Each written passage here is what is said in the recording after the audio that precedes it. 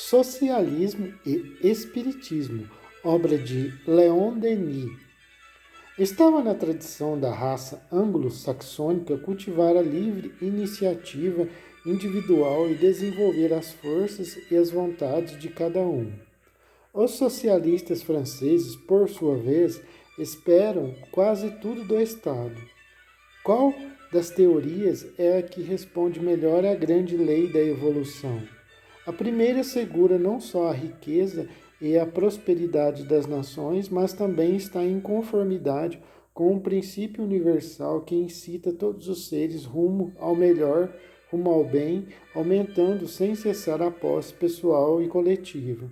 A monopolização de todas as coisas pelo Estado paralisa os esforços laboriosos, extingue a livre concorrência e o espírito de emulação. A nacionalização de minas e ferrovias se traduz quase sempre por um déficit. Ela impulsiona o aumento das tarifas e, por isso, recrudesce ainda mais as dificuldades da vida pública. Na realidade, a estatização diminui o poder das nações e sua livre expansão, sua influência no mundo.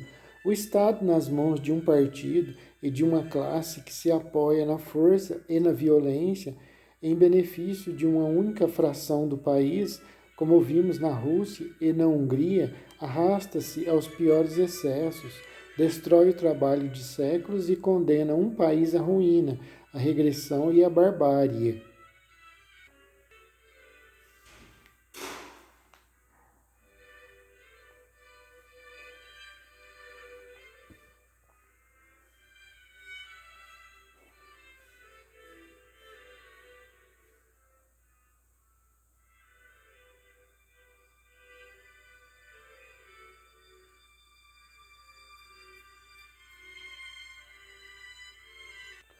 O governo dos sovietes havia proclamado solenemente a abolição do capital, da propriedade individual, do nivelamento social, em uma palavra, o comunismo mais integral e mais rigoroso, e eis que, após 5 anos de miséria, fome e cruéis sofrimentos para o povo, ele se limitou a apelar aos capitalistas estrangeiros, a recorrer aos técnicos de todos os países, a fim de reconstruir penosamente o que ele havia destruído.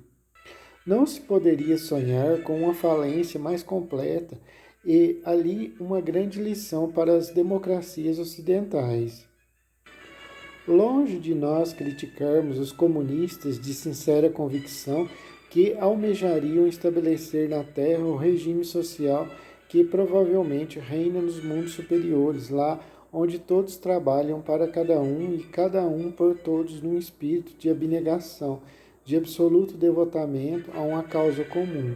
Esse regime requer qualidades morais e sentimentos de altruísmo que só existem como exceção no nosso mundo egoísta e atrasado. Poderíamos admitir nas teorias comunistas as aspirações generosas, mas seria fácil demonstrar que elas são prematuras e inaplicáveis à sociedade atual. Seriam necessários séculos de cultura moral e de educação popular para guiar o espírito humano ao estado de perfeição necessário para uma tal ordem de coisas, e até lá a posse individual dos frutos do trabalho permanecerá como o estimulante indispensável, o meio de emulação que assegura a ação e o equilíbrio das forças sociais.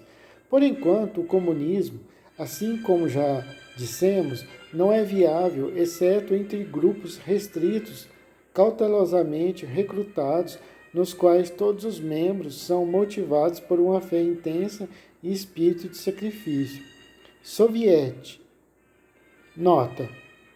Assim era chamado na Rússia, a partir de 1905, cada um dos conselhos constituídos pelos delegados dos trabalhadores, dos camponeses e dos soldados, e que, após a Revolução de outubro de 1917, na Rússia e posteriormente na União Soviética, passaram a ter função de órgão deliberativo.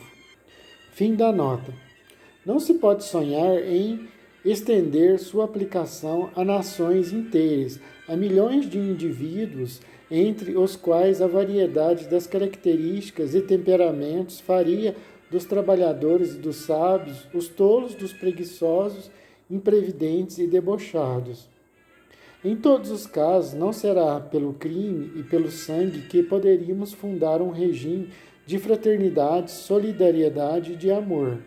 As instituições não são realmente vivazes e fecundas senão se os homens, por uma verdadeira viva interiorizada, as instituições não são realmente vivazes e fecundas senão se os homens, por uma verdadeira vida interiorizada, souberem animá-las. Um comunismo sem um ideal elevado só pode construir sobre uma areia perpetuamente movediça. As tendências soviéticas parecem ser inseparáveis das doutrinas materialistas, que não veem mais do que o horizonte limitado da vida presente e fecham toda perspectiva para o além, para a evolução superior.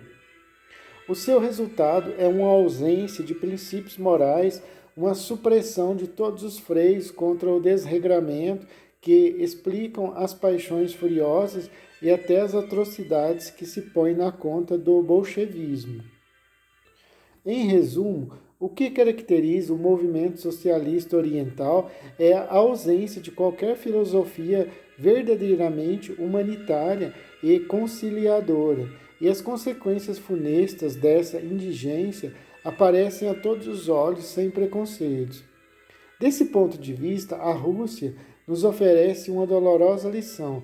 Quanto à Alemanha, não temos o que elogiar as ideias que, há mais de um século, nos chegam de sua parte, que seja seu militarismo brutal e devastador ou o materialismo grosseiro de Buchner e de Montleschott,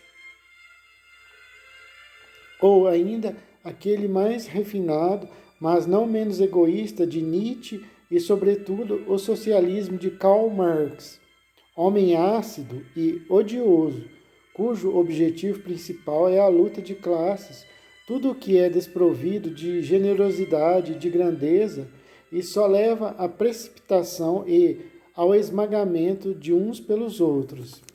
O senhor Lucien Delisnieres, conhecido por sua formação socialista, acaba de publicar um livro intitulado Livremo-nos do Marxismo, do qual ele faz uma síntese no Reporter Philosophique do primeiro trimestre de 1924. Durante um estado de quase um ano, 1920 a 1921, diz ele, na Rússia soviética, onde o marxismo é lei, notei que seus efeitos foram uma absoluta incompreensão dos princípios fundamentais da economia socialista e, consequentemente, uma total inaptidão para qualquer obra de reconstrução. Uma vez essa convicção ancorada em minha mente, não hesitei em romper com meu partido para proclamar a verdade. Daí o meu livro. Seu principal interesse está nos seguintes pontos. O marxismo, pretendendo inovar tudo, permaneceu na margem das ciências econômicas e sociais, que se apegam à observação dos fatos e recusam a buscar ideias e, portanto, são estéreis. Antes de Karl Marx, o socialismo era profundamente simpático. Graças a ele, hoje é execrado. A luta de classes é uma tática perniciosa que deturpa do socialismo aqueles que seriam seus melhores elementos, sem lhes trazer a mesma força. A classe trabalhadora, sozinha, é incapaz de transformar a sociedade e liderar o novo mundo. É o marxismo que é responsável pelo fracasso econômico da Revolução Russa. Ludwig Buchner, 1824-1899, foi um fisiologista alemão conhecido pela sua apologia ao materialismo científico e ao ateísmo. O fisiologista holandês Jacob Moleschott também foi exemplo de seu contemporâneo e colega Buchner. um ativista ateu e materialista. O socialismo deve rejeitar tudo o que é demagogia e violência e se tornar o partido da justiça e da razão. Ao criticar o regime atual, deve, acima de tudo, fornecer as bases positivas para um regime melhor. Felizmente, nem todos os socialistas são marxistas. O Sr. Humphrey MacDonald, o líder incontestável do Partido Trabalhista, primeiro-ministro da Grã-Bretanha, nos lembra disso muito aproximadamente em seu discurso em Brighton, relatando o processo do materialismo. Um despacho de Londres, datado de 7 de março, nos anuncia que ele falou nestes termos na reunião do Conselho Nacional de Igrejas Livres. Sou um daqueles que tem fé no Estado socialista. Não tenho vergonha nem medo, mas há dois socialismos. Uma é uma filosofia e um sistema de vida, o outro um meio eleitoral. A ideia de aulas é um tóxico para o espírito social. A respeito da atmosfera de recolhimento moral do Domingo Britânico, ele acrescenta que gostaria de ver um estado da sociedade mais conforme a essa atmosfera, melhor para a formação do caráter e da disciplina mútua do que o do Domingo francês, característico da necessidade moderna de distrações. Um despacho de Londres, datado de 7 de março, nos anuncia que ele falou nestes termos na reunião do Conselho Nacional de Igrejas Livres. Sou um daqueles que tem fé no Estado socialista. Não tenho vergonha nem medo, mas há dois socialismos. Um é uma filosofia e um sistema de vida, o outro um meio eleitoral. A ideia de aulas é um tóxico para o espírito social. A respeito da atmosfera de recolhimento moral do Domingo Britânico, ele acrescenta que gostaria de ver um estado da sociedade mais conforme a essa atmosfera, melhor para a formação do caráter e da disciplina mútua do que o do Domingo francês, característico da necessidade moderna de distrações. Compreender-se-á, na sua forma cortês, o sentido crítico destas últimas palavras dirigidas ao público francês, pois o Sr. R. MacDonald não ignora que os nossos socialistas perderam de vista o ideal espiritualista dos homens de 80 e 48. É preciso mesmo admitir que muitos deles, na hora atual, adotariam voluntariamente a palavra de ordem, odiar e desfrutar. A massa cega busca, acima de tudo, dinheiro, prazeres. Ela já não tem outro Deus senão o lucro e nenhuma outra regra senão o apetite. O belo entusiasmo que reinava entre nós durante a guerra em todas as classes foi a admiração do mundo. Essa união patriótica que salvou a França deixou de dar lugar ao abatimento por um lado e por outro, ao desencadeamento das cobiças. Nas horas de decadência do Império Romano, a multidão gritava: pão e festas. Em suma, chegamos lá em nosso país e o que está acontecendo ao nosso derredor é o indício de uma ruína próxima. James Russell MacDonald, 1866-1937, foi um dos fundadores do Partido Trabalhista do Reino Unido, do qual anos depois seria expulso, acusado de traição durante seu mandato como primeiro-ministro britânico do reinado de George. Nota: depois do grande exemplo de heroísmo e de união sagrada, é triste oferecer ao mundo o espetáculo de nossas divisões. Em lugar de atiçar paixões malignas e de impulsionar a luta de classes, ensinemos a todos a grande lei que regula os destinos dos indivíduos e dos povos e faz recair sobre eles as consequências dos atos cometidos. Todos temos precisão um dos outros. Existe um profundo mal-entendido entre os diferentes meios sociais. Ora, qualquer demarcação entre eles é arbitrária. Entre os, entre os burgueses, muitos trabalham tanto quanto os trabalhadores. O homem que possui um capital e que o faz valer parece ocioso, todavia está prestando um serviço ao seu país, pois seu capital frutificando lhe permite empreender novas obras. Se elas falharem, a perda só atinge a ele e não a coletividade. São as classes médias que mais têm a sofrer com a crise econômica, até mais do que o trabalhador cujos salários seguiram a mesma progressão do curso de vida. Alguns pequenos comerciantes tornaram-se novos ricos, mas quanto não há de ex-burgueses, pequenos rentistas, que se tornaram novos pobres? O trabalho é um dever social para todos os seres em vista da evolução. Este não se acomoda na beatitude ociosa, nem da passividade. Ao contrário, a atividade do ser aumenta na medida de sua elevação, mas a uma certa altura o trabalho é puramente intelectual e sem fadiga. Em nosso planeta inferior, tudo requer esforço. Aqueles que vivem desocupados, lucrando com o trabalho dos outros, devem lembrar que, assim, eles obrigam os outros homens a empregarem mais da atividade no campo da produção. Todos devem participar do trabalho social, seja intelectual ou materialmente. A união da inteligência e do trabalho é necessária para sustentar e equilibrar o trabalho humano. As recentes pretensões do socialismo em vários meios de dar supremacia ao trabalho manual sobre a inteligência levam fatalmente a uma diminuição desta última.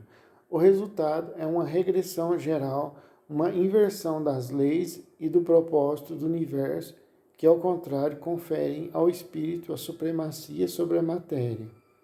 É por isso que o verdadeiro ponto de partida do socialismo deve ser a educação ou o ensino.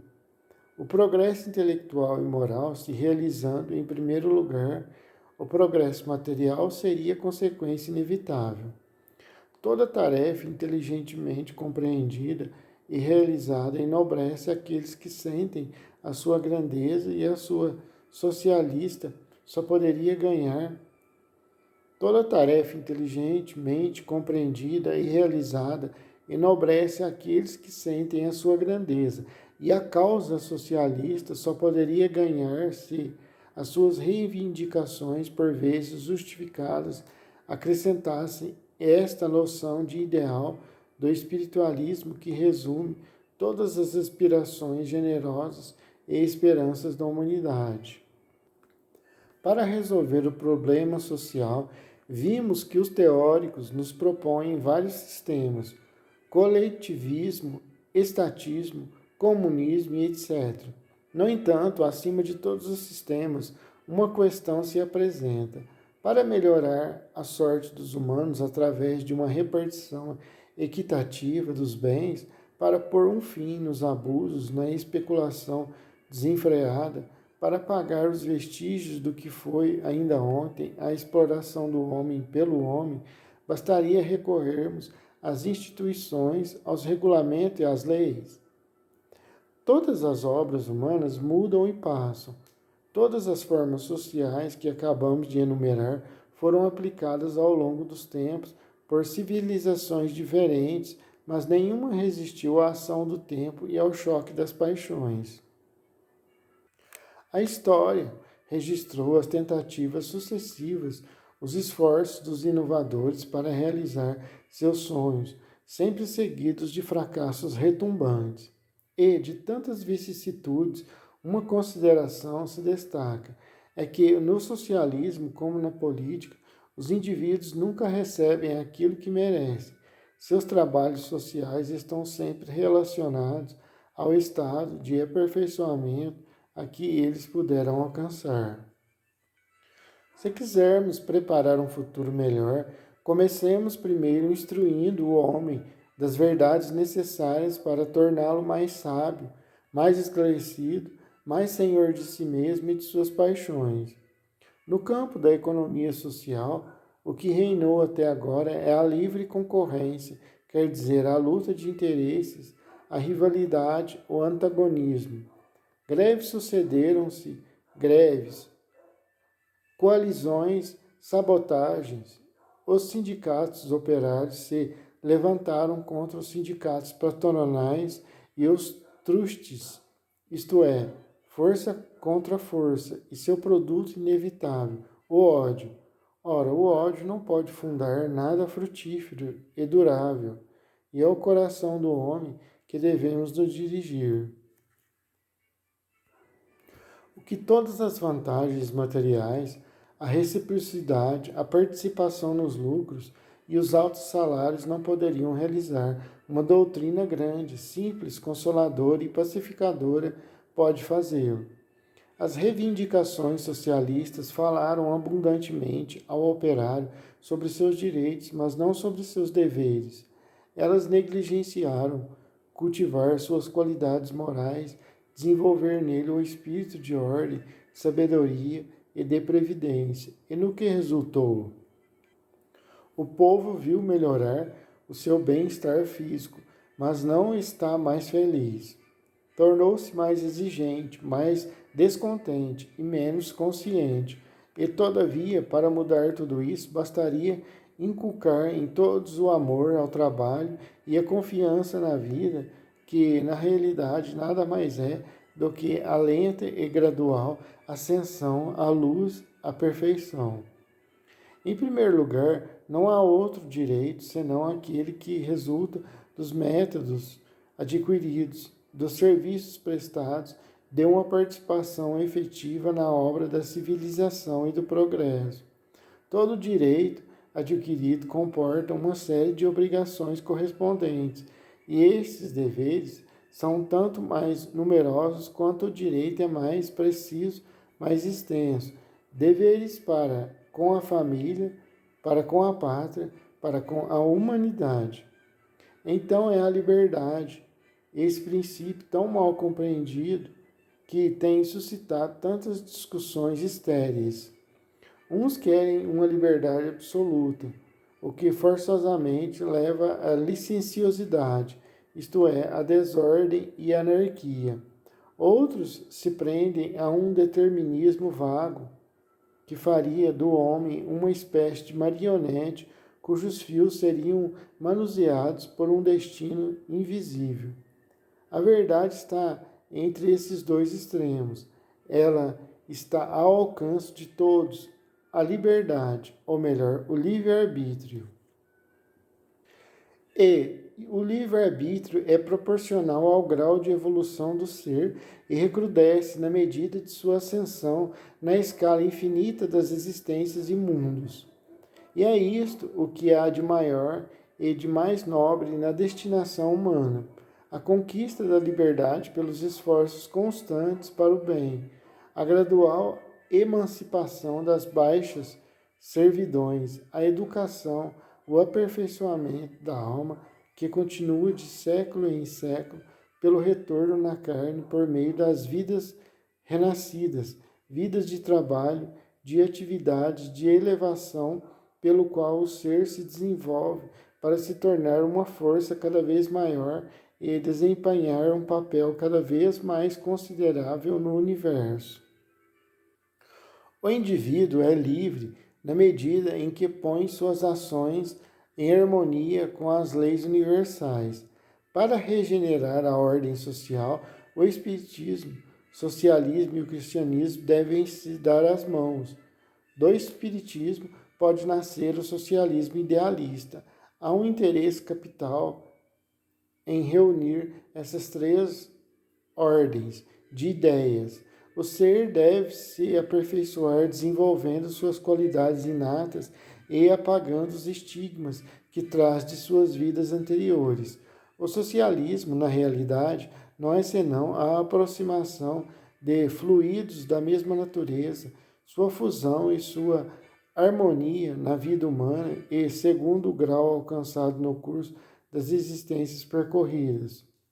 O conhecimento das leis espirituais é, portanto, indispensável para estabelecer a verdadeira natureza do ser e sua adaptação cabível aos diferentes ambientes sociais.